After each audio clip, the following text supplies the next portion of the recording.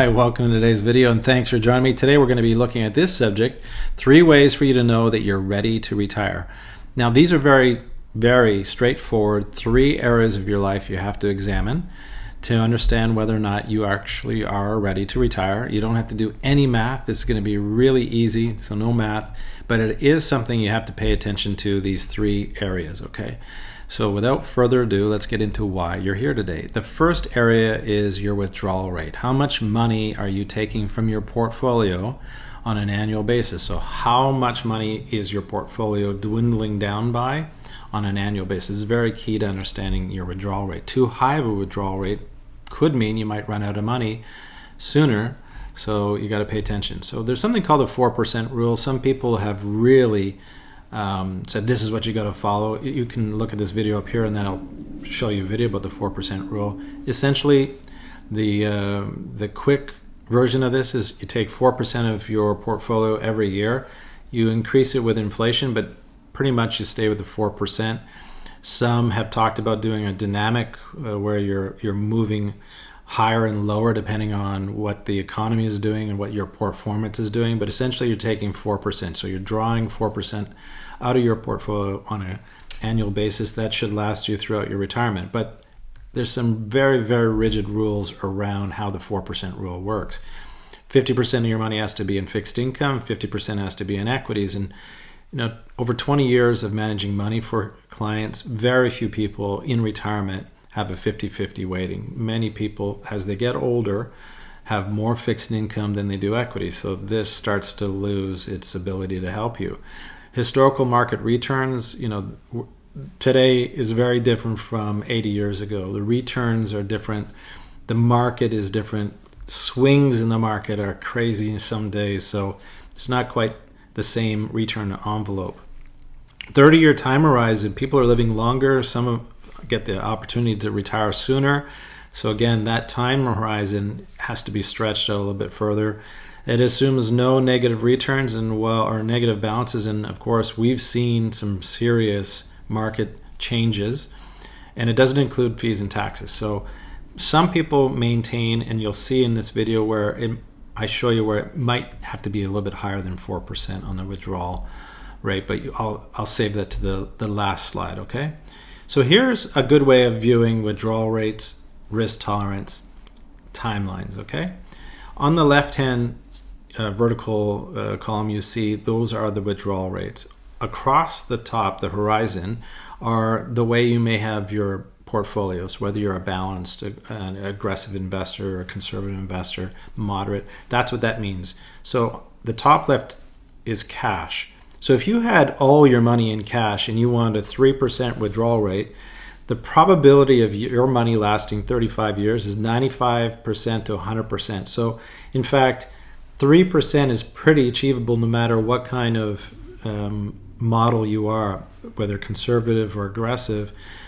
3% is achievable. It's when you start to get into the higher withdrawal rates, what you see is you have to have more equity in your portfolio, because it's the equity part of your portfolio that helps you to maintain that higher withdrawal rate.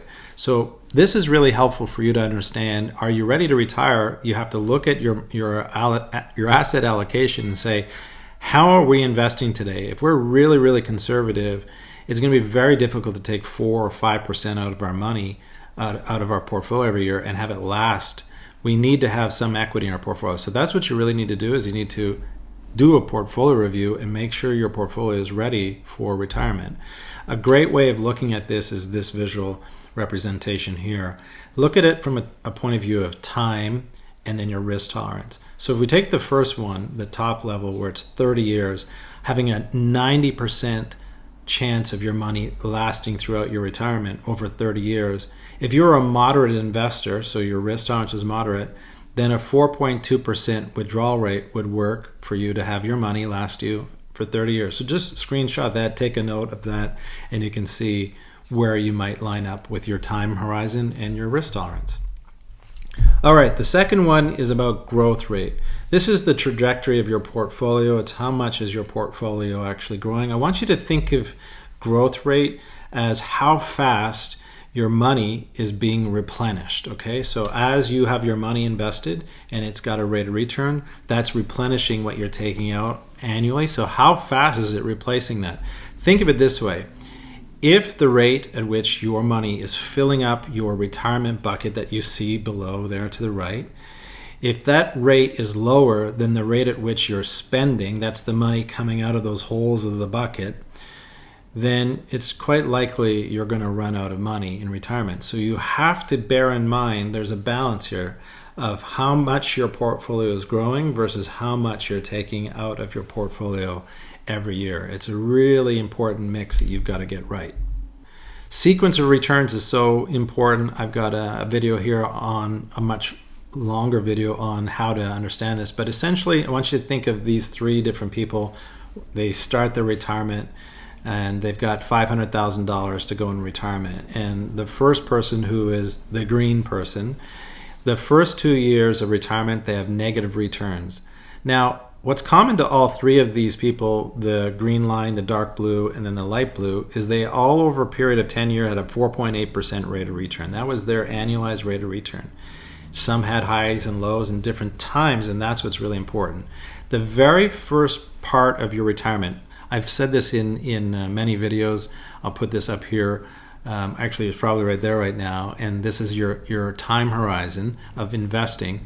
The 5 years before you enter retirement and the first 5 years of your retirement, this is exactly an important time for you to pay attention. You want to minimize all your negative returns. So the bottom line here is that you enter retirement with 2 negative returns. 10 years later, having an average return of 4.8%, you actually have $472,000 left. Compare that to somebody that had just a levelized 4.8% rate of return, had $537,000. And then the person that entered retirement and had 2 years where the market went really well for them and then had 4.8% across, they had the down year and some up years, they actually had $586,000. So the sequence of your returns is equally important in your retirement. So as you go into retirement, you want to time it, hopefully, that the market is cooperating with you, that you have got positive rates of return as you go into retirement. And the last one is, well, I just mentioned it about timing, but it's got nothing to do with the market really. This is really about everything else. And the question is are you actually ready? Is everything else ready in your life? So think about this. Is your spouse actually ready to retire with you? Is your spouse going to have to work a number of years? And so you say, well, I'll put in a couple more years so we can both retire at the same time.